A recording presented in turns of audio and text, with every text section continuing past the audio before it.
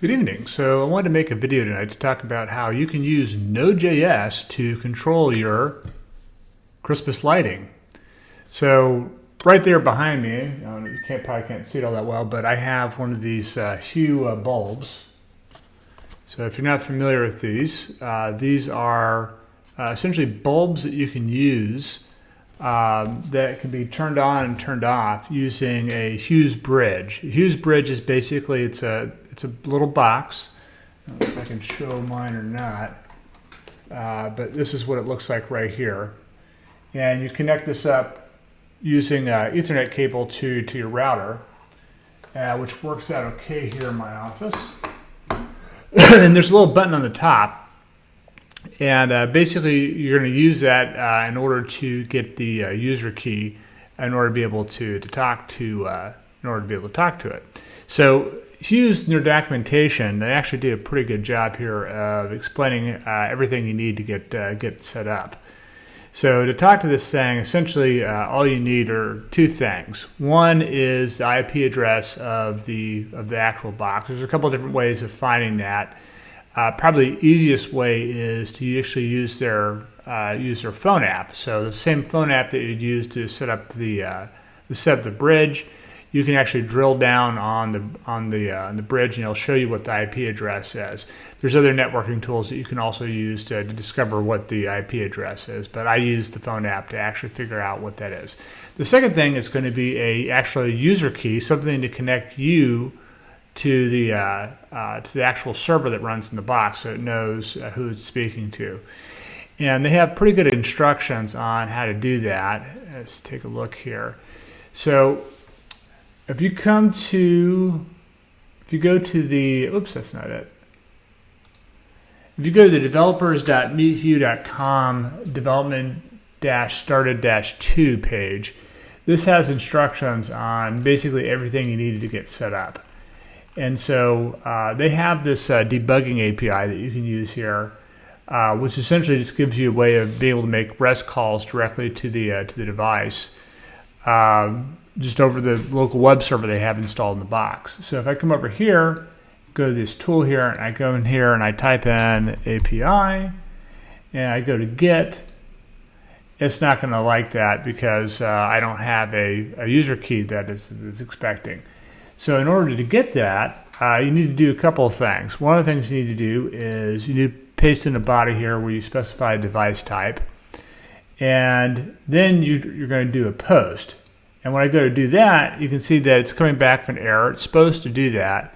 And the reason why is because what you're supposed to do is push the button on the top of the box, and when you go to run this post again, it's actually going to return back a key. And they make that pretty clear in their documentation how that works here. So you can see here in this example they have here, it comes back with a success username key. And so what you're going to do is you're going to copy out that key, and that's going to be the second part. So the two things you're going to need are going to be the ID, which I just showed you how to get, and the second one is going to be the IP address. And the IP address is going to be the address for the endpoint.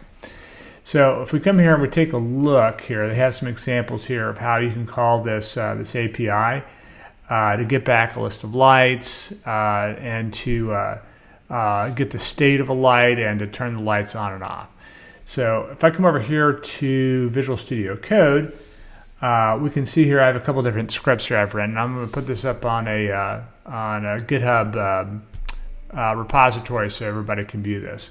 But if we take a look right here, if we want to take a look at the list of all the bulbs here, I have this script here, and essentially what I'm doing here is I'm getting the IP address for the device, I'm getting that user token that we just collected, and then I'm creating an endpoint here that points to that IP address /API, then that user key, and then lights. And what this will do is if I call this endpoint, it's going to return back a list of all the different lights that I might have on this hub. So if I actually come here to the terminal, let's do a new terminal. Or I can just close this. All right, so if I come over here and I type in node, and this is list all bulbs and run this, it actually comes back with an array, or specifically a dictionary, with all the different bulbs. I only have one bulb running on this bridge right now, but that one is what we're going to use to refer to that. So if I come over here and I want to, let's say, get the state of that bulb, I can come over here, and here I've specified, the one right here in the endpoint. And if I come here and I call that, I'm using Axios here to call that. What will happen is that will give me the state for just that one bulb. So I'm going to type in here node,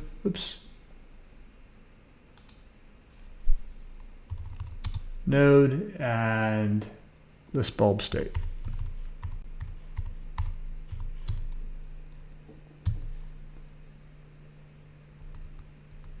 This bulb, or light bulb state.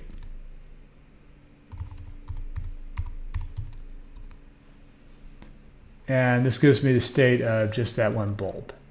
And this comes in handy because if you're sitting or you want to get a particular color, hue saturation that you want to use for a specific lighting condition, you can set that in the mobile app, and then you can actually get that back, and then use these ranges here, use these values to set the bulb.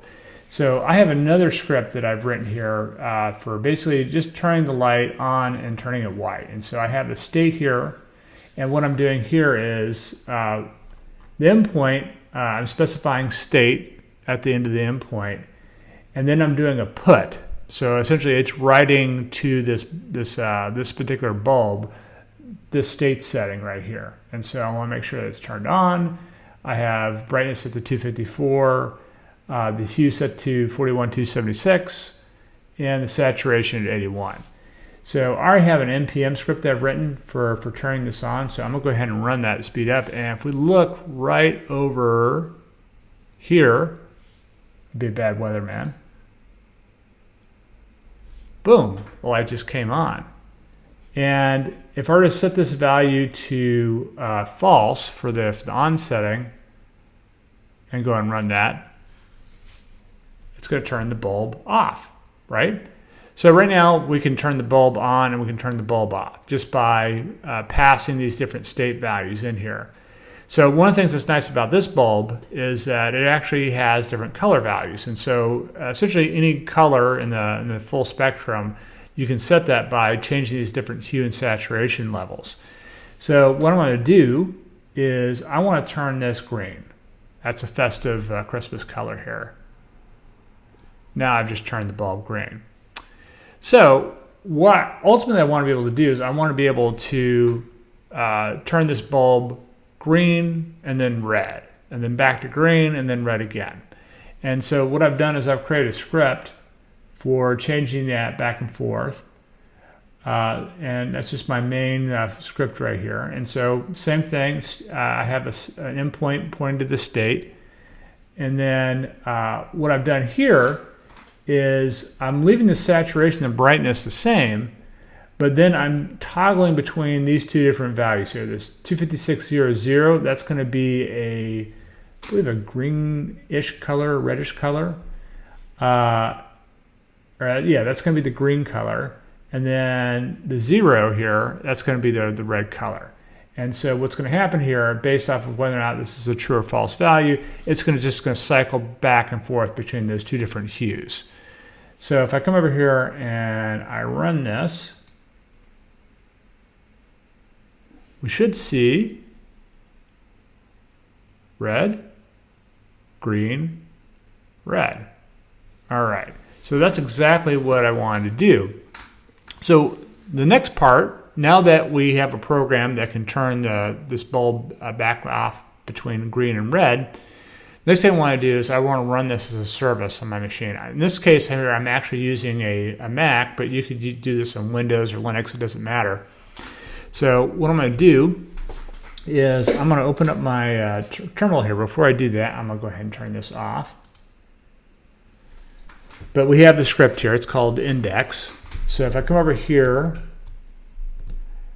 There we go. One of the things I want to make sure I have PM2 installed. So I'm just going to type in PM2, and I have PM2 installed. Now I can look to see if I have any other services that are already installed on here. So I'm going to type in PM2, and let's see here, do Monet. And now list any services that I have running. Right now I don't have any services running on this machine. So what I'm going to do is I'm going to start a service. So I'm going to say PM2 start. In this case, I'm already in my folder with the lights. I'm going to say index.js, and I'm going to give it a name. I'm going to call it Xmas Lights. There we go. So what this will do is this will actually take the script that I wrote that's turning back and forth on and off, and it'll make it a script. Before I do that, I want to make sure I have it turned off here in VS Code. Let's just go ahead and kill that, and let's turn this off. All right. So now what I'm going to do is I'm going to install this service. And what that's done is it's created a service now in PM2, and it does not appear to be running. Let's try this again. All right, something was hosed up there with my my PM2 installation. So sometimes PM2 can be a little bit quirky on the Mac. I had to do some things to kind of synchronize things up, but it seems to be working now. So what I'm going to do now, I have all these files here inside of my project. So what I'm going to do is I'm going to go ahead and install this. And the way you do that is you can actually install it and start at the same time with PM2. So I'm going to say PM2 start index.js. And we'll specify a name, and we'll call this Xmas for the Christmas lights. Hit and run that. And now, if we look over here, we can see that now it's changing back to red. If we want to stop that, we can come over here and say PM2 stop Xmas. And that just stopped it. And I can start back up again by just coming over here and saying PM2 start Xmas. And now I have this configuration here. If you want to save that, you can say PM2 save. And now it's saved the configuration. And I can leave this running all night long. And for bonus points, something you can also do is get this installed on a Raspberry Pi. So the nice thing about Raspberry Pi is that it's an inexpensive computer. They've gotten a little bit more expensive lately because of the chip shortage, I guess, but usually you can buy these for like around $50, and it's like a full Linux computer. So what you can do is you can install all the same tools that we have here. It's connected to the network, and you just basically just run that all the time, and you can have it run your lights and everything. And just to have it running all the time, and it's on a little inexpensive computer. You don't have to use your desktop or your laptop to run this. So if you like this content, please give me a thumbs up. If you don't like it, you can give it a thumbs down, but please give it a thumbs up and subscribe to my channel, and we'll do more videos like this. Have a nice evening.